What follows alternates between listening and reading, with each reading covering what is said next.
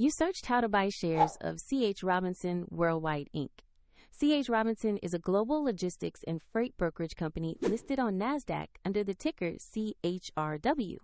This is an educational overview and not financial advice. To trade, you need a regulated broker, and we will use eToro as an example to show the process. After registering, you must verify your account, typically with an ID document, and you will need to add funds before buying.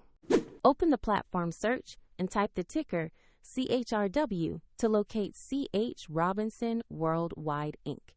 Make sure you select the NASDAQ listing to find the correct stock. On the asset page, review the company's summary and the price chart to confirm it is the right stock. Verify the exchange shows NASDAQ and the ticker CHRW before proceeding. Click Invest or Buy. Enter the amount you want to invest, then carefully review the order details and fees before confirming. If the market is closed, your order may be queued as pending, and if you lack funds, the platform will prompt you to add them before confirming. When the order executes, the position will appear in your portfolio for monitoring. The link to eToro is in the description if you want to explore the platform further.